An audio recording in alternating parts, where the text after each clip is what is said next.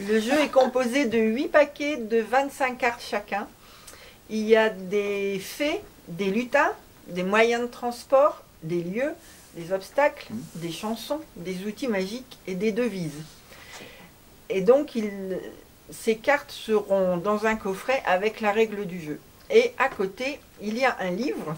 Bon, pour l'instant, c'est un manuscrit. Il y a un livre qui fera environ 350 pages en format A5. Et dans ce livre, il y a une explication de chacune des cartes avec des quantités de questions qui sont posées, de façon à ce que la personne qui ne sait pas faire le lien entre la question qu'elle a posée et la carte qu'elle a tirée puisse ouvrir son esprit en répondant aux questions. Et comme ça lui donne une facilité pour envisager des moyens de sortir, de faire fructifier son imagination.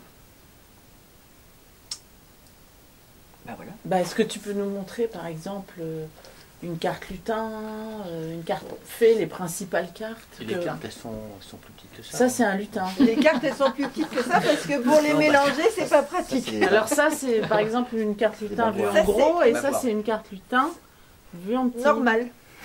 Taille normale. La taille réelle, Voilà. c'est ça, hein? Et en fait, tous les lutins sont le lutin de quelque chose, ils sont représentés et ils ont un nom qui est dans le bas. Et bien souvent, les noms dans le bas ont un lien avec le nom qui est en haut.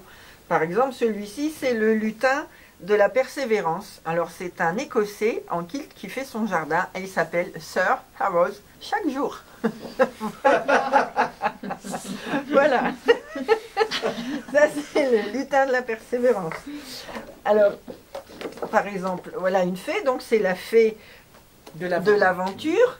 Et elle s'appelle Marine Mélévoile. Et donc, elle est sur son bateau. Elle a sa corne d'abondance avec elle. Elle est devant la barre. Et elle dit au revoir aux copains. Et elle entame son aventure. Et elle est où celle-là? Et je suis tombée après, dessus la dernière il y a la fois. fée porte-bonheur, maintenant elle s'appelle plus comme ça, la fée porte-bonheur qui s'appelle Gémie la chance. Et donc elle a un étal avec tous les porte-bonheur, il y a le trèfle à 4 feuilles, le pompon du marin, le muguet, le fer à cheval, le scarabée, et le scarabée doré, la coccinelle, et voilà.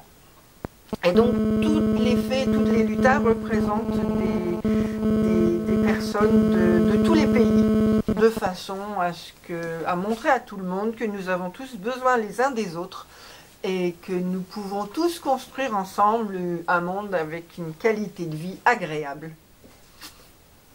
Voilà.